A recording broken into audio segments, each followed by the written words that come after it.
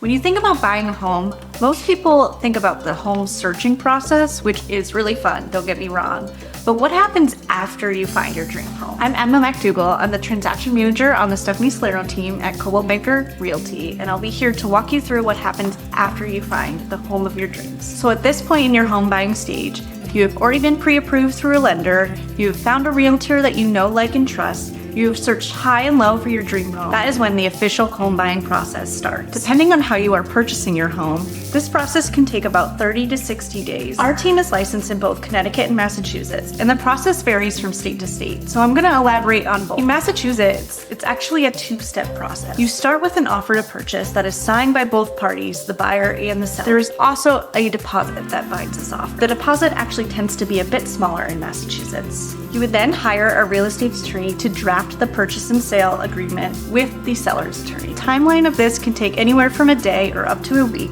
depending on how elaborate your purchase and sale agreement is. Once the purchase and sale agreement is agreed upon, it goes out for signatures to you, the buyer, as well as the seller. Customarily, there's an additional deposit that takes place after the purchase agreement is fully executed. In Connecticut, we actually go directly to the contract. There's no offer to purchase in Connecticut or an attorney review, but you start with a standardized purchase and sale agreement that has been agreed upon by the local board of realtors, which would be signed as the seller as your accepted offer. A binding deposit with the purchase agreement is customary, and most agreements will have an additional second deposit as well. The amount of your earnest money deposit is not a standard amount and is typically negotiated with your offer. Speaking of earnest money deposits, a big question that we get often is if your earnest money deposits are refundable. In some circumstances, yes. You will customarily have a few different contingencies in your purchase and sale agreement that if the conditions are not met within a specific set of time, your deposit could be refundable. It's super crucial that you note your contingency dates in your purchase and sale agreement and when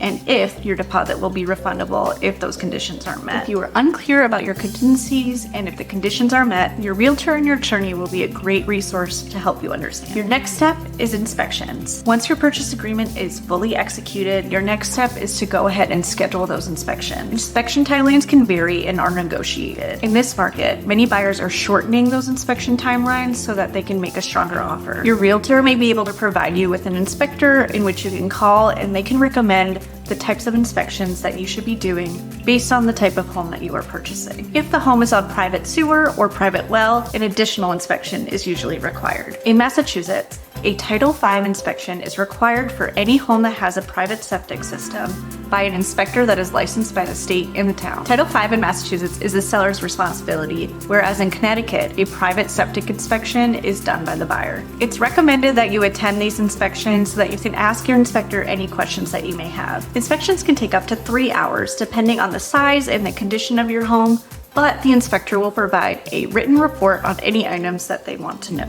Inspections can be overwhelming, but as a buyer, it's super important to have these done so that you can make sure that you're making a sound financial decision. As a team that has been through a lot of inspections, there hasn't been a single home where nothing has come up on the home inspection report. No house is perfect, even new construction, so it's important to go through that report carefully and team up with your realtor so that you can review it. It's very important to schedule inspections as soon as possible in case there's further investigation to do. For example, if there's something wrong with the electrical system in the home, you may want a licensed electrician to come in and quote and tell you what the problem is. You will want to do all of your due diligence within that inspection contingency period. If you're obtaining a mortgage, your lender typically orders an appraisal. The appraisal is made by a third party who goes into the home and does a walkthrough to determine the home's value. Once the value comes in, depending on the terms of your home loan, your lender and your realtor will discuss options on how that value may affect your contract. Once you are through appraisal, your lender may come back with additional documents that they need in order to obtain mortgage commitment. Mortgage commitment is a formal document that comes from your lender that shows proof that you are officially approved in the mortgage process and that you have met all conditions. This document is important for the seller to have to know that you have met all conditions in order to purchase this home and that one of the last few contingencies of the purchase and sale agreement have been fulfilled. You will want to make sure you work diligently with your lender to get all your documentation in time in order to meet your mortgage commitment contingency. Lastly is closing. You made it to closing day. Congratulations. Your realtor will schedule a final walkthrough so that you can walk through the home, make sure that everything is in the condition that you expect, and anything that is left is something that is part of your purchase agreement,